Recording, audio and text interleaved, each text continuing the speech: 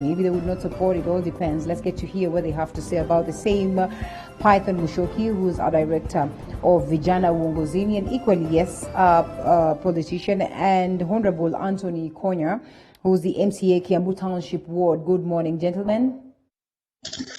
Good morning, Linda. You well? You're well. Good to have you this morning. Yes, Linda. Good morning. Good morning. And straight to it, Honorable Anthony Ikonya, politics is back with a bang, high gear. Did you see this coming?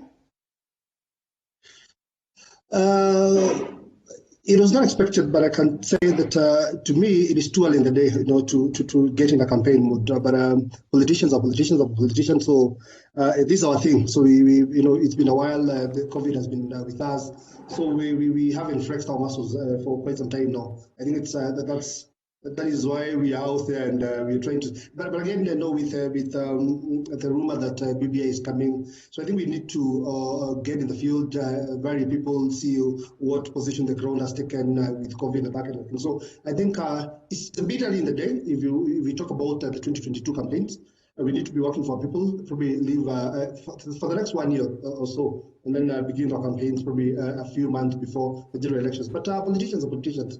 So these are things, so we'll keep doing it. All right. Well, interestingly, so to note is that this did not start the other day, and you will bear me witness, Python, that campaigns, politics started, right after we exited the stage from 2017 election, and boom, we walked into it. But for a while, this has been tamed by COVID-19. We are not yet done with COVID-19. The global fraternity is still doing that. But again, we have also seen other countries, the likes of America, politicking at this particular point. Are we borrowing a leaf, or are we taking up from that? And really, are we in the best of state as a people to even imagine that we can start politic at this time? Politicking. Thank you, Linda. Yeah. First of all, thank you for having me. And it's Python, It's Python. Not Python. Oh, it's Python. So, I don't know why. Well, so actually, my producer said Python. I was like, "Are you sure I Python?" I said, "All right, no problem." So Python it is. Apologies for that. It's okay, Linda. It's okay, Linda. I think to me, politics, on the campaign mode that we have entered, I was expecting it. Yes. Simply for the reasons, because of the dynamics of our politics. Number one, people say that election cycles come and go, but I think in Kenya, election cycles came to Kenya, they rented a house, and we are always in a political mode because of the dynamics of politics. We are aware that, the DP, there have been, scuffles in the Jubilee Party. And so it has been expected that with the BBI coming, so seeing the rallies in the weekends, it's everybody's pushing his or her own agenda, and there is a competition of time. You don't want to be left behind. So if your opponent or if your competitor is 10 steps ahead, of course you want to catch up, because 2 years it's also not a long period, and so what will be determined, even in 2022, will be informed by what happens now. So I think what the politicians are doing is trying to, testing their muscles, trying to craft their narratives early as now. So I think it has been expected, and so we are in for it. We are in for it, Linda. Let's briefly take a look at what we've been treated to over the weekend, and the utterances of Deputy President William Ruto, who now says that he has God, he has the people. He's been saying this constantly, and he's not scared of what people would term as the deep state. Let's listen into that.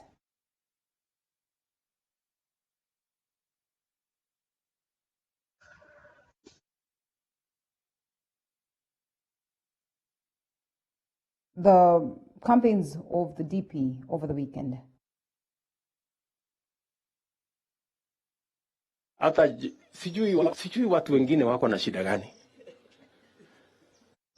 And I really sympathize with them. Kwa sababu, nikiita watu nyumbani, wanalalamika. Nikienda kanisani, wanalalamika. Nikienda kutoa matoleo kanisani, wanalalamika. Nikipatia mtu pikipiki ama bodaboda, wanalalamika. Sasa, my friends, kwani nyinyi hamuna kazi ingine ya kufanya? Kazi yenu asubuhi, jioni, wiki hii, wiki ile ingine. Kazi yenu tu ni kufikiria ile mimi nafanya. Kwani nyinyi katika vichwa yenu hamuna kitu ya kupanga nyinyi hata nyinyi mfanye? Bona, please, my friends. My friends. Kenya iko matatizo mengi. Vijana zaidi ya milioni 6 hawana kazi. Watu zaidi ya milioni 17 wako chini ya umaskini. Fikirieni hawa watu. Tusaidiane, nikipatia moja pikipiki, wewe patia mwingine gari.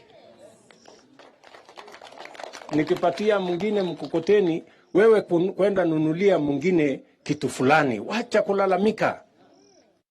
Sasa kulalamika throughout. Perennial complainers. Munalalamika mkishindwa. Munalalamika mkiwa serikali. Munalalamika mkiwa everywhere. Ninyi ni mashujaa kweli wa malalamiko. Mimi nimeinuliwa na Mungu ili niweze kuinua watu wengine. Mimi nimeinuliwa na Mungu ili niweze kusaidia na kufanya kazi na kanisa. Na mimi sirudi nyuma. Kwa hivyo, kama mnalalamika, jipangeni vizuri. Kwa sababu mnalalamika siku mingi. I am not about to stop and I am not about to go anywhere.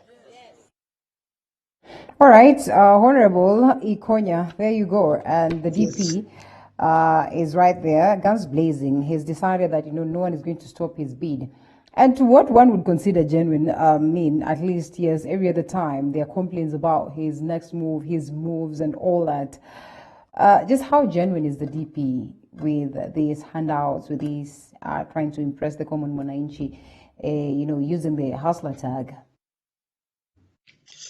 Thank you, Linda. I think, to me, if you ask me, I would tell you that the DP is very genuine. And I must tell you that there's never been a political strategy that has worked for 2 elections.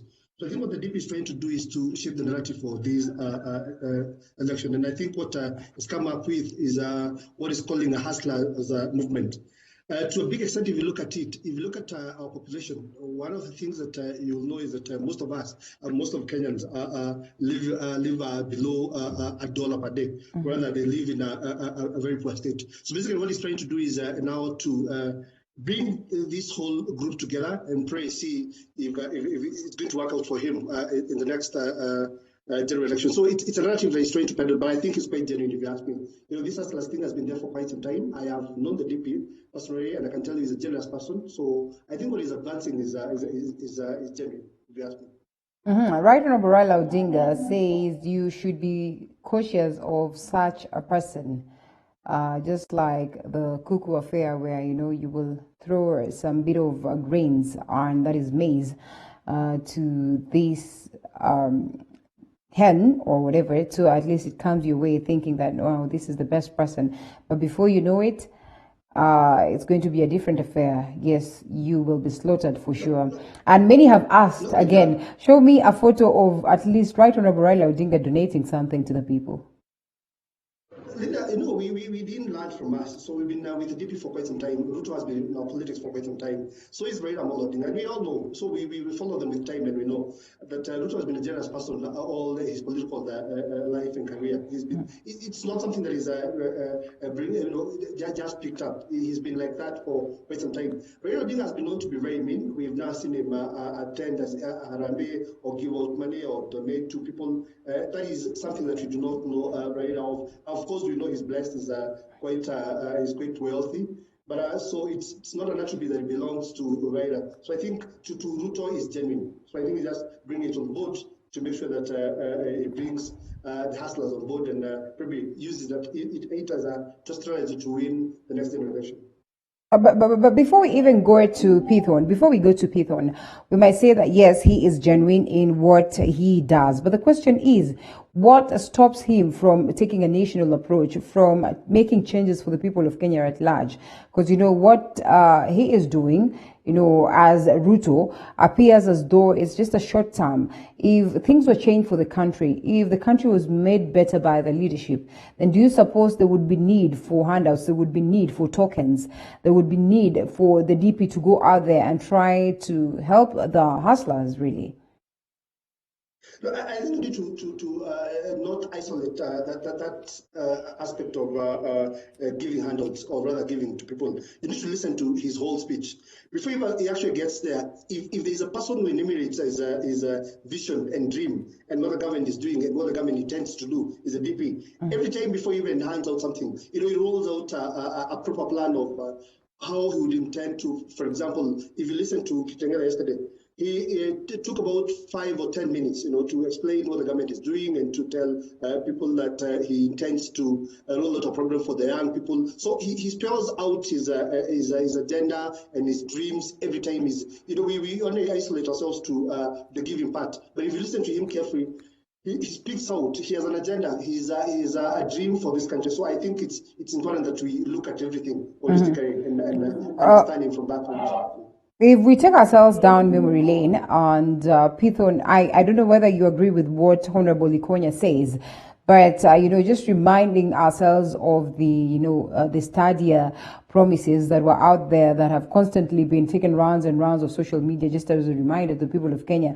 One would feel like they are shortchanged, and many actually feel so, in terms of even trying to figure out whether they should trust the next promises that are being awarded to them by the politicians, the DP in particular. Pithon, what do you make of his political moves?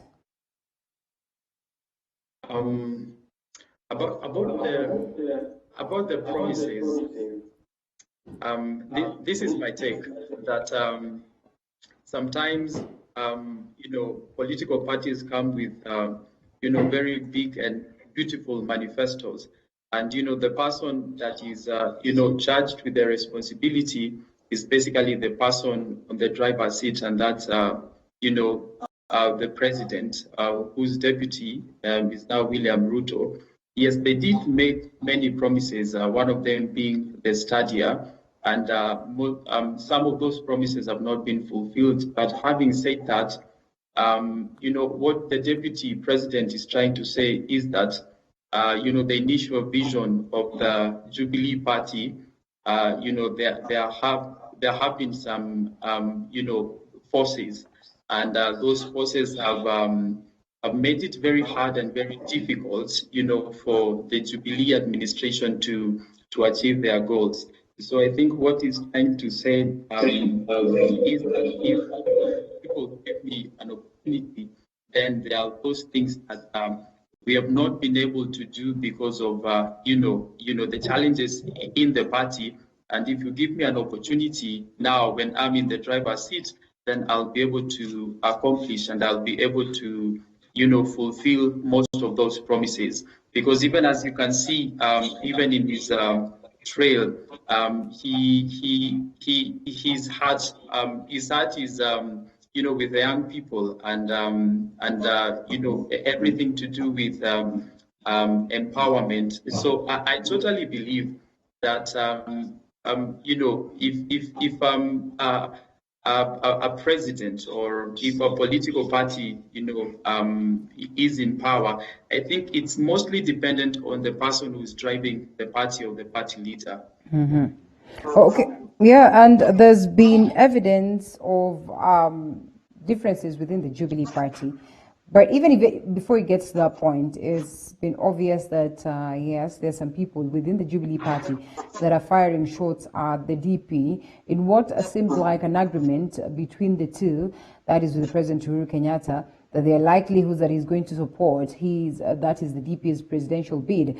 Looks like things have started changing. Then this can be clearly, projected by the foot soldiers of the president. And the DP decries of the existence of the deep state, and which, according to him, determines the move of the country. But he says this time is going to be different because he will shock them by the fact that he's being, of course, protected by the heavens. And he says that he has no worry at all about the deep state because he is out there determined and is going to win and surprise these people who think the poor cannot come out to lead the country. I don't know whether we have that clip of the DP just as a reminder so we can come pick it up as a conversation. I think, as we work on that, Honorable Ikonya, the existence of the deep state, the existence of the people who are purported to want to alter the interest of the DP come 2022. What do you make of it? Let me begin by saying that the deep state narrative did not begin with Ruto. It was actually funded by the likes of Buru Odinga, the likes of Murade, the guys who brought up that narrative.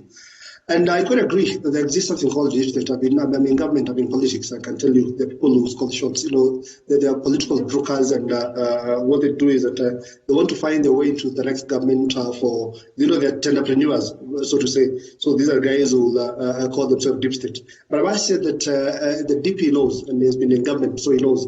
And I can tell you that it is not more of rather when you want to determine the outcome of an election, it begins with the people. You must have the people with you. Okay? Mm-hmm. And since he's been in government for quite some time, we can tell you that we know how he plays out in general elections, how people can rig elections, how he's been in this system for quite some time. So that is why he's saying, I believe that's why he's saying that you need to begin with the people, have the people with you, and then you cannot deal with the rest. Because, in an election, when the margins are too big, there's nothing much you can do. Mm-hmm. When the deep state comes in is where the margins are quite close, So that's why you've always had that the elections were leaked.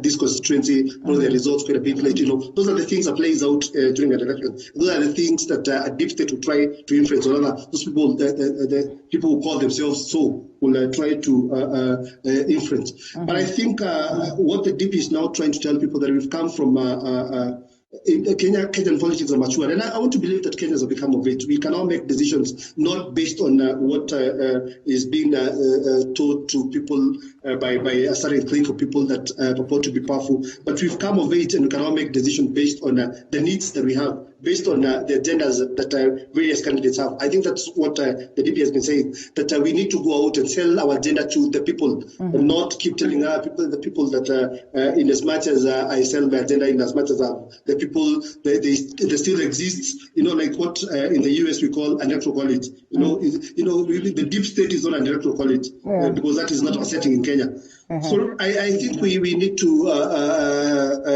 address ourselves to issues. We need to address ourselves to the dreams that the various candidates have. I think that, to me, that is what is going to help Kenyans as opposed to the deep state.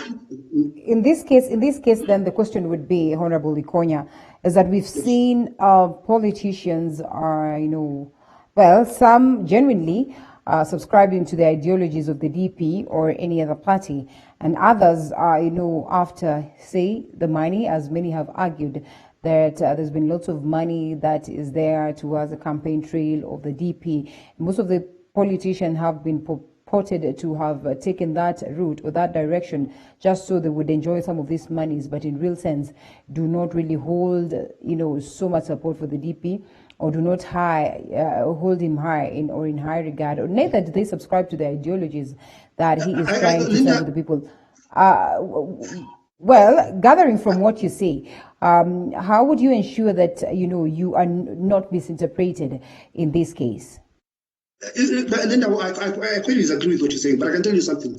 For every ambitious politician, we're looking at two sets of people here. We're looking at the president, who is on his way to, who is on an exit route. We're looking at the deputy president who wants to ascend to power. So what every politician would do, or rather what an intelligent politician does, is you listen to your people, go to the ground and listen.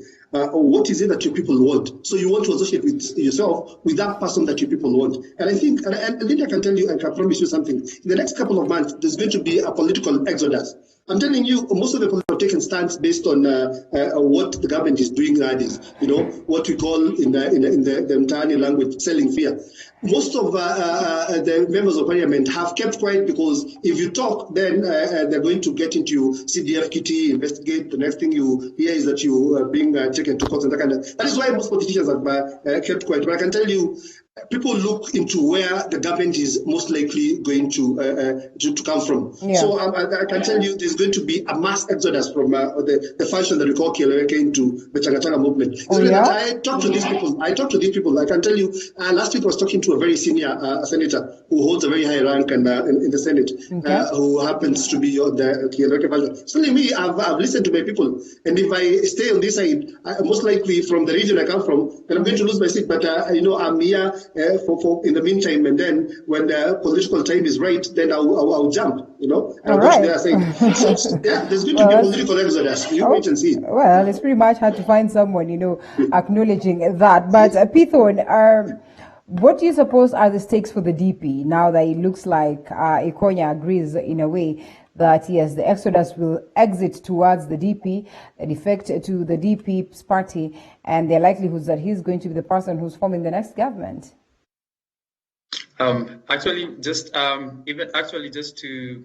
give my comments on the deep state which you had asked prior. Yeah. I think two things. There's something that Murathe said, and he said that we will do everything necessary not to make that person not to be the president. Mm-hmm. And they were the same words.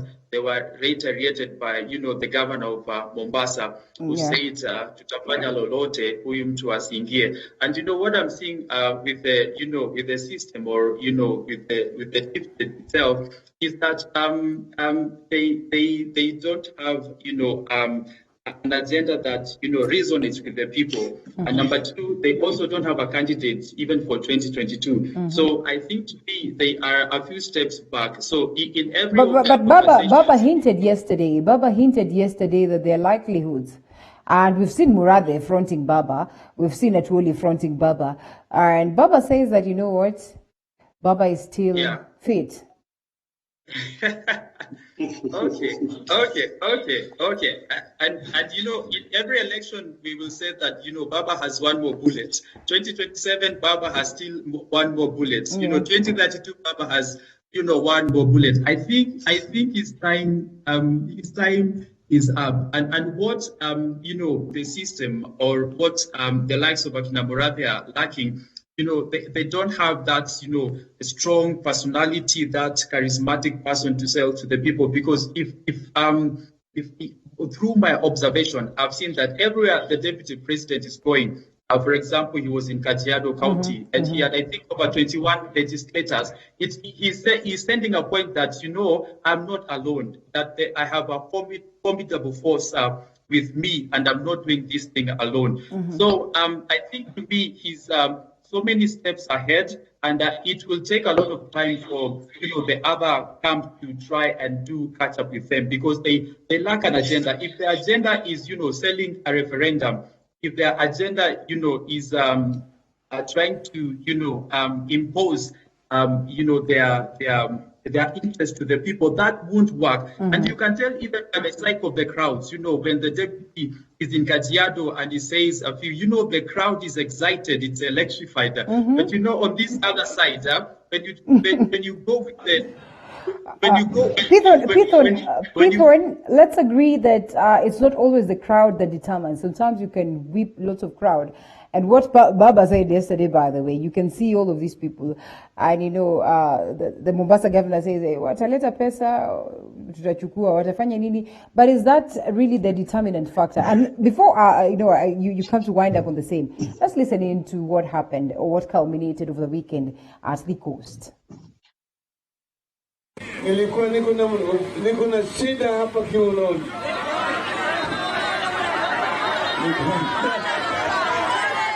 Nikaenda kule, wengine wakasema jamaa yuko mahututi, akarudi na wheelchair.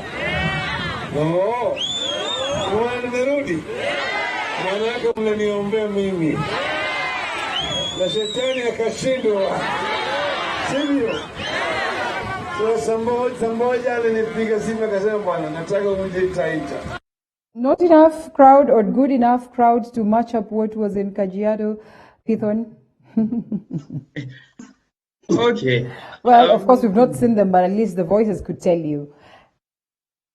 Yes. So my point actually is the message in the two camps. There is one message, their message or their target is number one to tell the crowd or to tell people that the deputy has been in government. He has not been able to do anything, and he's now giving, whether he's giving motorcycles, and that is not adding up well as compared to message of the deputy president, who is saying that that number one, we have lost jobs, we need economic empowerment. To me, I think that there are two very different messages, and the message that is sounding with most of the people on the ground is that yes, we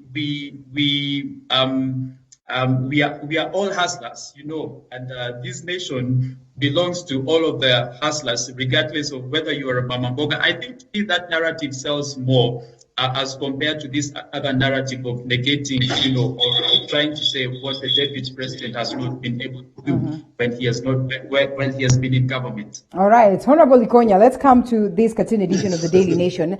And it's something that Pithon has touched on, the last bullet to presidency for Baba. And the last bullet seems like a sure deal. Why a sure deal? Because the others have the years on, crafted on them, 1997, 2007, 2013, 2017. This one has BBI crafted on it. And in what many have argued, there are likelihoods that there's going to be change of, the constitution, and this change would go through the process of a referendum. Do you suppose then that it's going to be a toll for the DP, much as we're saying that probably he could be selling the best agenda to the people? How then will he be able to root out the grip that the BBI has already held? Remember, at some point in time, they all were at the Bomas, fronting the BBI. It is just recent that the tone has changed with the argument of we don't necessarily need to treat Kenyans to a referendum. We can probably have amendments done at the level of the legislature. Yeah, Linda,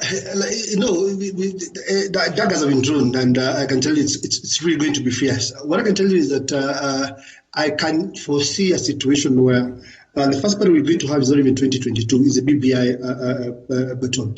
And I can tell you from where I sit, and I've listened to people that have cared to go to different places in this country, the narrative that the DP is trying to sell slowly, and which is going to have a lot of say in the BBI, is that look at us, we at a position where we are not economically doing well.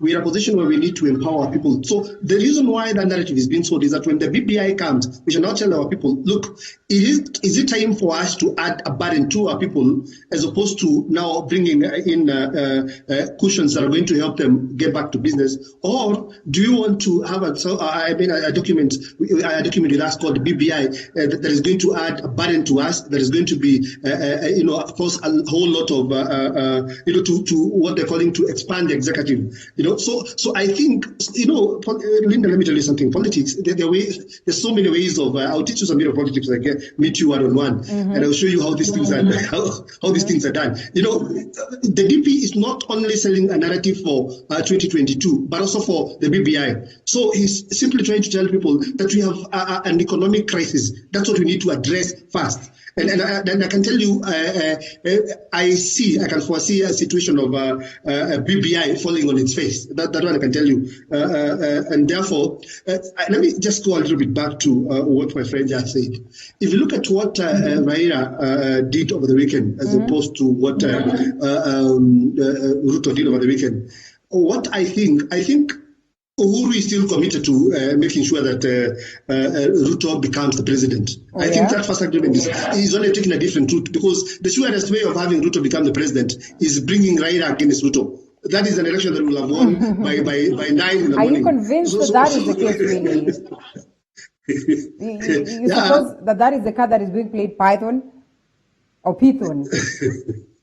Yes, Python. Yeah, Python. That the president is, will support the deputy come 2022. Is that Yes. it? Okay. Let me say this.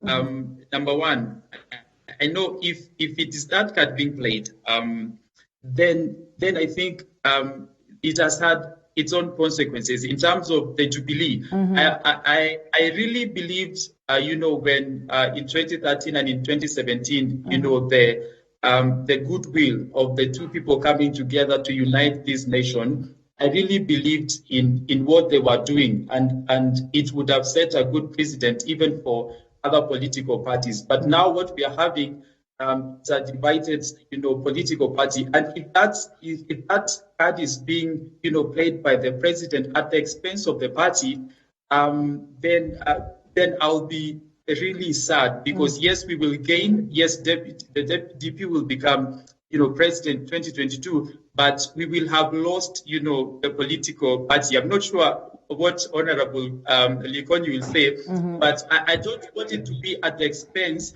of what has been built over the years since 2013. Yeah. So it's not just about the presidency, but it's about, if he becomes president, the legacy that he will leave behind, and especially concerning the unity of this nation. To me, it is more important than even just getting, the seat of the presidency.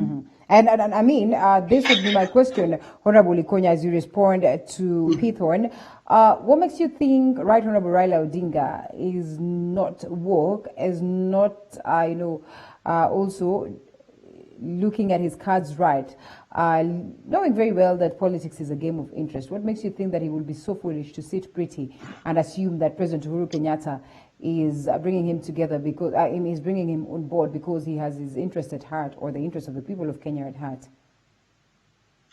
You don't do the same thing and expect different results. There is nothing unusual about him. He's doing the very same thing, so you don't expect different results. Look at what they've been saying. They've been auditing the DP by virtue of being incumbent for about 8 years. As a deputy president, your roles are delegated by the president. The constitution is very clear.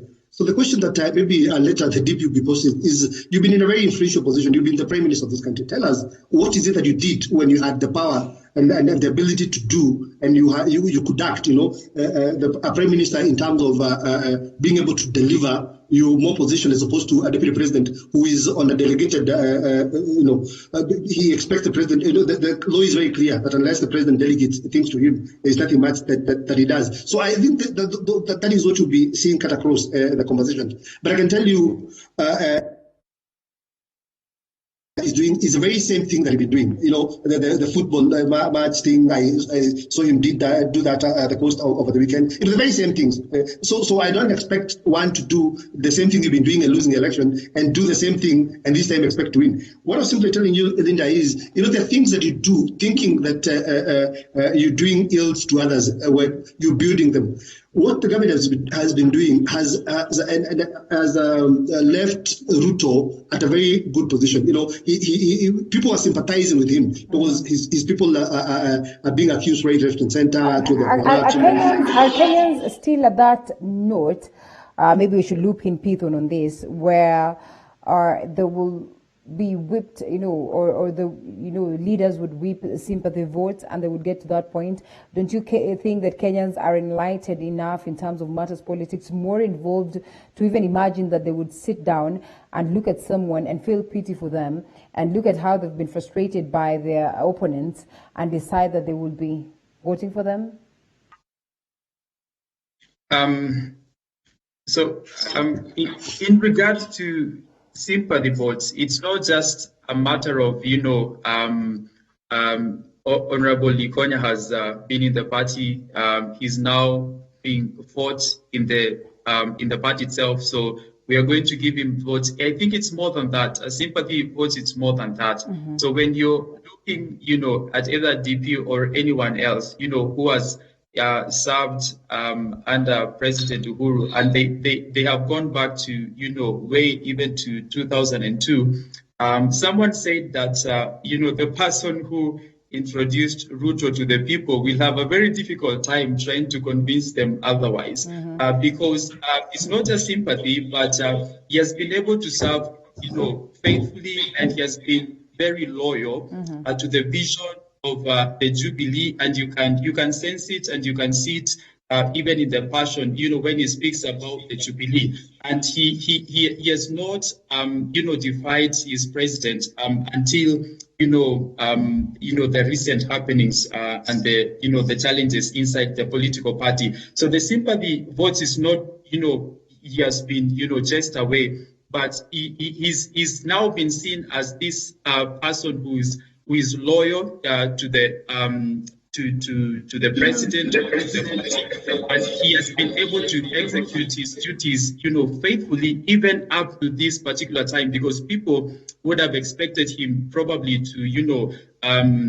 start, a different, go a different route, but he has just been meek enough, and he has been, faithful enough to sit. So I think the more he does it, the more he gains popularity, not just in, other counties, but even in Mount Kenya itself. And that's the thing that, is making the other camp to have sleepless nights, because his patience has been tested, but he's not reacting. He's acting, not in haste, but he's taking time, to figure out each and every step he's making. That's why they have been trying to, cut his internet connection during the, a council of governors is not working. They have tried to, remove the legislators, aligned to him in parliament.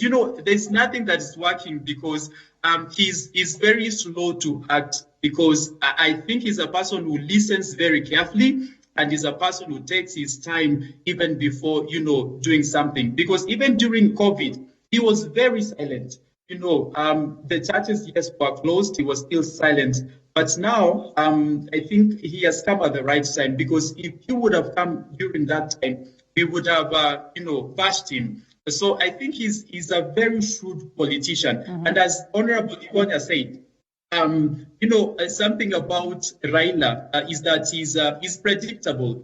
He's a person who would want to have a taste of power. Na sio nusu mkate, anatafuta mkate mzima.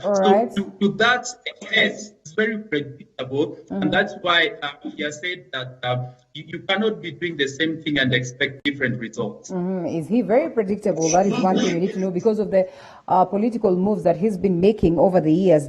But looking at how much, loyal the foot soldiers of the DP are, some have argued that maybe this could be an undoing to the DP based on what we've seen, like over the weekend and the last week, that is the utterances of the foot soldiers, some of them calling upon the DP to try and tame them. And this has been there for the longest of time. Let's first of all listen in to one of the soldiers of the DP, pledging allegiance to him, not saying anything bad, but many have argued that probably it is necessary that he tells his foot soldiers to, take calm steps. Let's take a look at that.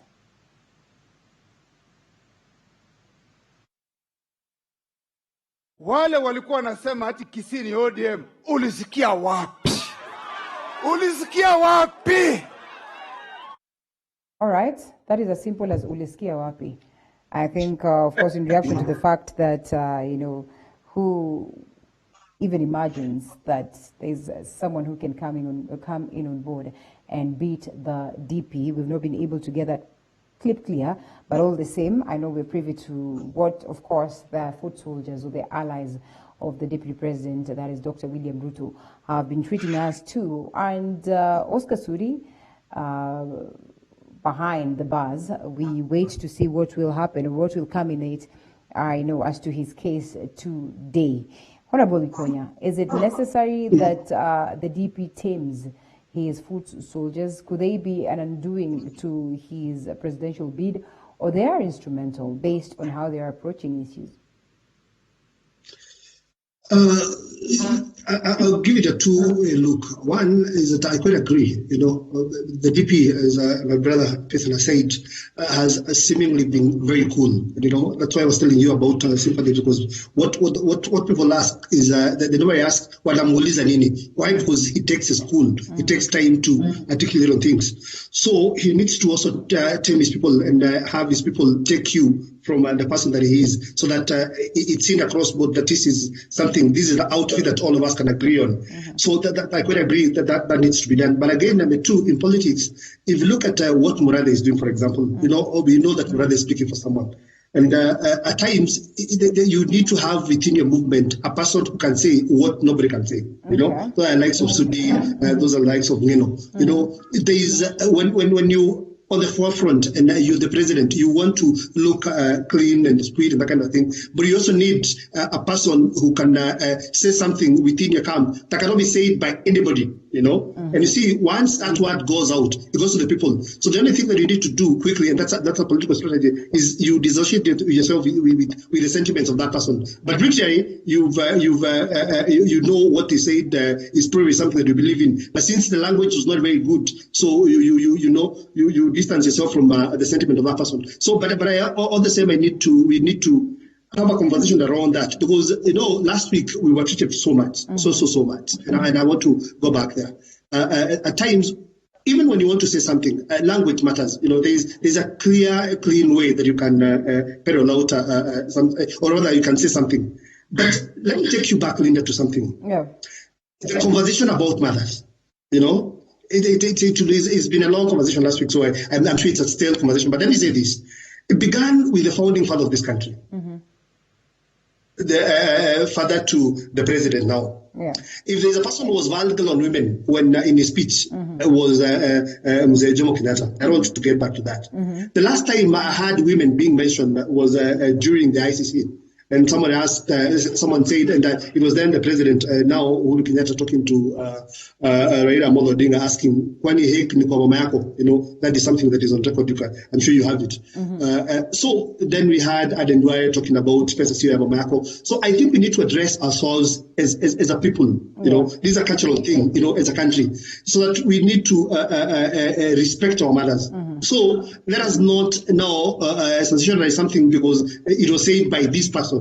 Well, when another person said it, nobody allowed people to castigate that. So I think we need to have an honest conversation about some of these issues. But I quite agree with what you're saying, is that we need to tame the people who believe in us. But again, Linda, the things as a politician I can't say, but I can allow my people to say, because when the narrative wanted to sell goes out, it sticks with the people. But they don't just come and behave in a decent way and say that those are harsh words and that kind of thing. But the information has gone out, So there are two ways of looking at it. This is politics, you need a person who can say something you can't say, but and also look, you allow yourself to remain clean, and that's how it plays out.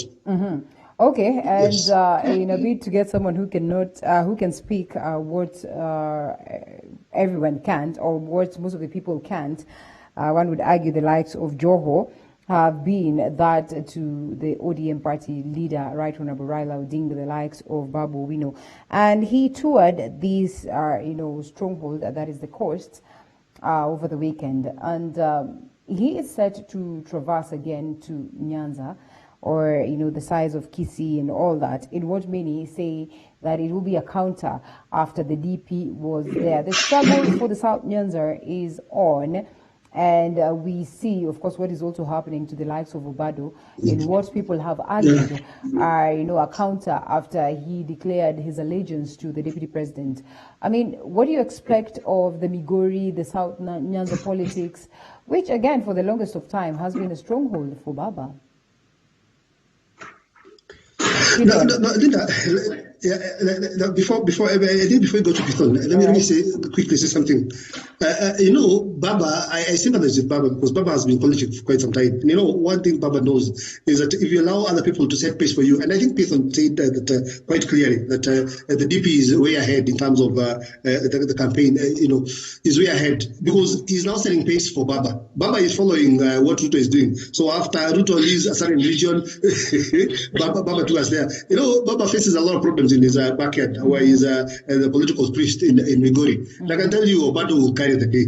You watch this space tomorrow. Obado will carry the day. And you know, Obado is seasoned. I can tell you, and he's been a good friend of the DP since the days of when he was then in the sugar industry as a manager and as an MD, if I'm not wrong, when the DP was then Minister for Agriculture. So they've come a long way.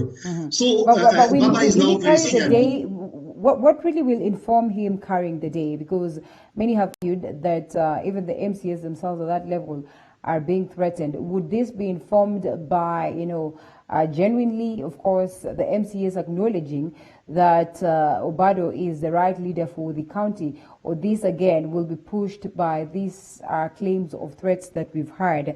And, in what we've seen from the ODM, the majority leader, that is Mbadi, has, declared that they have the right quorum, the numbers, the MCAs are set to root out Obado. And Pithon, if you would come in, do you suppose then that this is a political witch hunt move, or it was a genuine move that the people of Migori really deserved something better or somebody better in comparison to what it is that their governor has treated them to? Let me actually just start with the numbers. If the ODM party says they have numbers, I think I was looking somewhere and I saw that in order for the impeachment to be successful, they need at least 43 MCAs.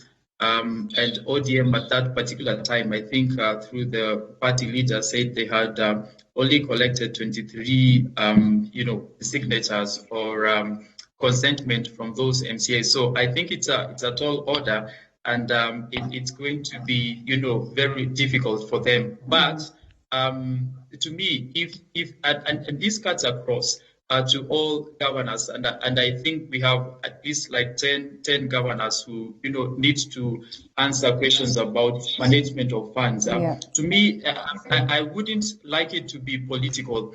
I mean, if the governor has mismanaged or embezzled funds of the county, regardless of which affiliation, he should be responsible, because if we can defend him, and yes, probably the deputy might gain mileage, but let it not be at the expense of the people of Migori. If Obado himself will be found guilty, it has nothing to do with the politics, and that's why probably some will go to the extremes of even defending somebody who is corrupt, so that they can get political mileage. But I'm of the school of thought that, if somebody has been found guilty, regardless of whether, Linda, you're my friend and you're guilty, yes, we are friends, but face the law. Because if we set a precedent like this, and especially, for, our political leaders, then I don't think we will deal with the issue of corruption even in the near future. So whether, I'm not sure why, the ODM party wants Obado out. I don't think it's because of the corruption. I think it's because he has been a thorn in the flesh. Probably that's why they want to get rid of him. I wish it would have been on the basis of, that he's corrupt. So my take on it is that on such cases, let them face the full wrath of the law, regardless of which political alignment they are in. All right, Honorable Ikonya, do you? Well, many have argued, and I think you heard Obado saying that, even if you tell all of these people to come and stand and say that they are innocent, they will all probably shy away because they are not as innocent. Some have argued that, you are trying to choke our person, yet you've forgotten what happened in Kirinyaga. And the very same ODM legislatures, the very same ODM senators equally came out to save the head of Honorable Anne Waiguru. Do you suppose then that, this is coming a little bit too early, before the conviction of Obado at all in law or in court?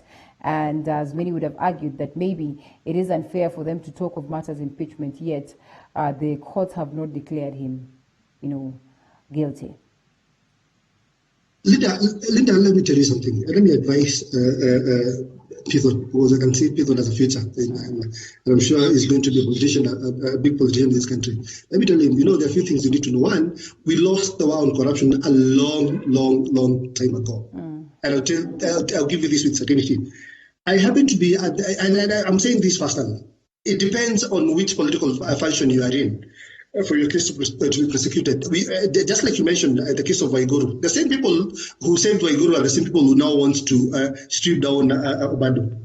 I was at the assembly, the Kiambu County Assembly, when Babayao was being impeached. And the governor was impeached without a proper quorum. I was in that assembly. I was the only no. There was only one no. And it's on record, it's mine. Whereas we required 63 members of the county assembly to oust Babayao, we had only 56 members in the house. And I would see the phone calls that were being called, I had so many phone calls, coming to the speaker and to everybody, to just tell the members of the county assembly that whether you are 2 or 3, Babayao has to go. There is no way you can support Ruto and remain as a governor in Kiambu. And so me, these are things I can tell you from the heart. I can open up these things from the heart. I can tell you that the war on corruption, we lost it a long time ago. It has become a political thing. This is if you're not agreeable to government principles, or rather you stand on their way, especially to BBI now. Look at, you will see the prosecution that will happen.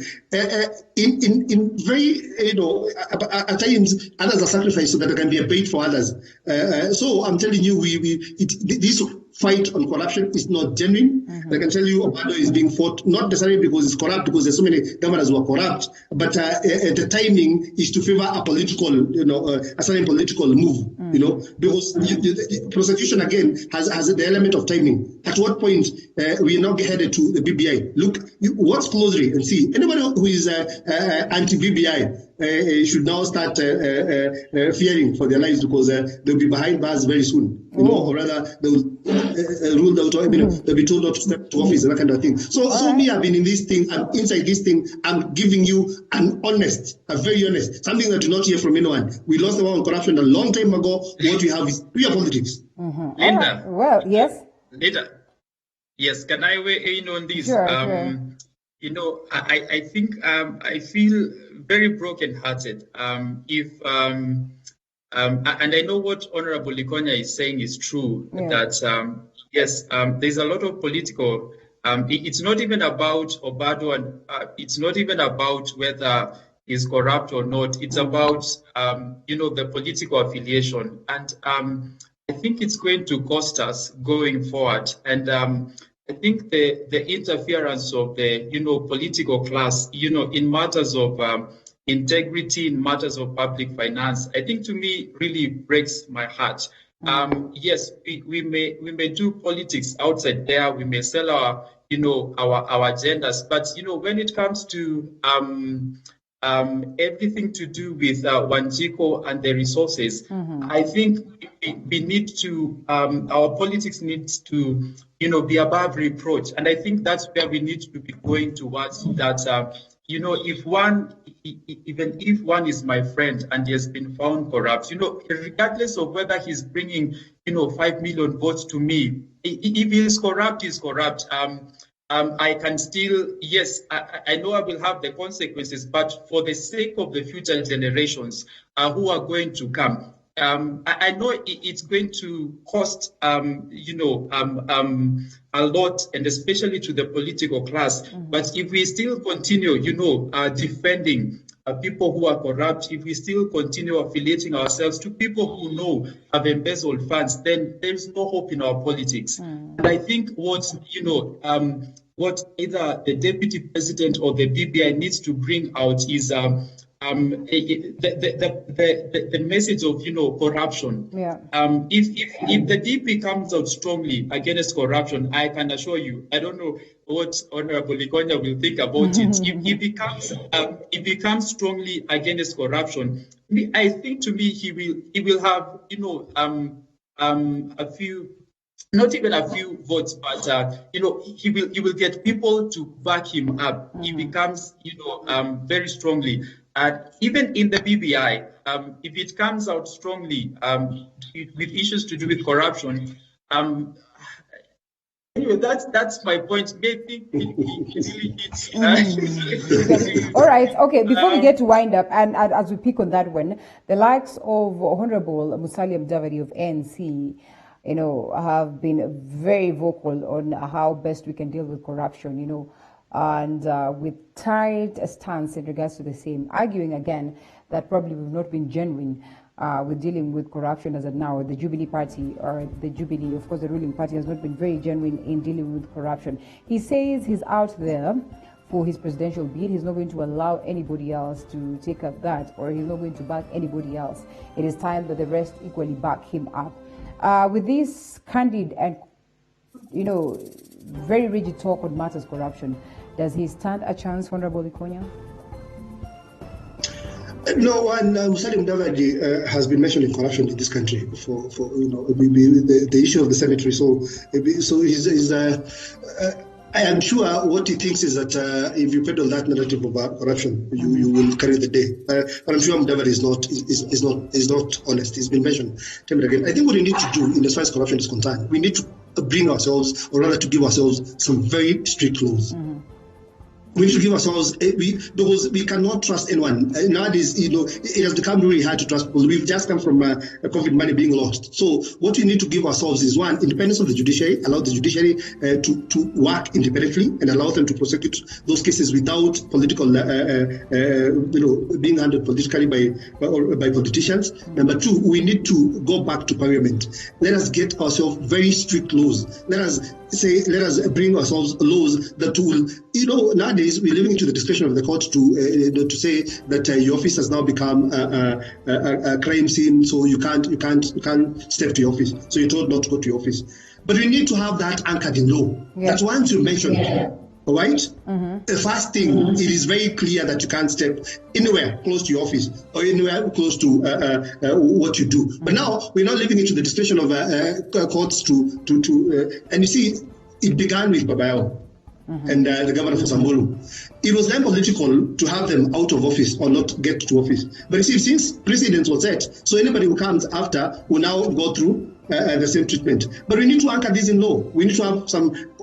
China has succeeded because they've anchored some of these things in law. Yeah. There are even death sentences and all those things, when you deemed corrupt and you found corrupt. So we need to have very good laws, number one. Number two, we need to have the independence of our judiciary. That is the only way we will win on this corruption. The other thing is that we also need to have the DCI, allow the DCI and give them infrastructure and empower them to work and to have a proper link between the DCI what do you call him? Haji. The DPP. Haji stream, yes. Yeah. DPP and the DCI. Because again, what happens is you have a very good case, but since there has not been a proper, the DCI did a proper investigation, but the DPP is given the file to prosecute. But at times they are corrupt at that point. In as much as the DCI put together a good case. Vice versa, the DCI can, or the DPP could be genuine in terms of what you want to do, but again, the DCI brings in a flimsy case, right? That is why Maraga argues at times the reason why we set these people free is because what was brought before us in the eyes of the law was flimsy, So corruption casts down, to those levels. So I think we need to iron out those things, bring ourselves good laws. That is the only way we can succeed in corruption. All right. Musalia Mudavadi may not be the right person. Okay, and as we wind up in 30 seconds, Pithon, what do you make of Musalia Mudavadi's bid and corruption at large? Now that you're the one who said that if the DP takes that direction of dealing with corruption, maybe it will be a plus to him. Yes, my advice to Mudavadi, and I think how many other presidential candidates who have declared their interests. I think we have Kinamukisa, Alfred, Mutua, we have Jemo Lemse, we have Mwangi Wairia. Okay, why are we laughing? Because of Jemo Lemse? The American and it makes us to laugh. So anyway. All right. Yes, but my advice not only to Mudavadi is it's not about an individual. not about you saying that you want a presidency. It's about the team and the force behind you. Yeah. And I know people have said that, Kivuta will make a good president, but I'm telling them that if he makes it to the presidency and he doesn't have members of parliament, then he will be frustrated and he will be able to do nothing. So I'm telling people that it's not about the personality, it's not about the player in the field, it's about the team. And so what I'm foreseeing is that anyone with presidential ambitions should align himself or should come, to a coalition with other like-minded people. Otherwise, if you do it alone, it doesn't matter how brilliant your ideas are. I think you will just become another PK, or you will just fizzle out because you as an individual, it's impossible. The other issue was about, I think you mentioned about corruption. Yes, briefly, that 10 seconds. Yeah. We can have the best laws, and I agree with Honorable Konya. Yes, we can have laws that will help. But if we have good laws without the goodwill of the politicians, then it is all useless. I think, number one, we need to take personal responsibilities, that if Pithon has been found, corrupt, I need to step aside. Like, it's that simple. But I think we let ourselves to remain in places of position and power, and even when we know that all evidence is against us. I think so. Please, taking personal.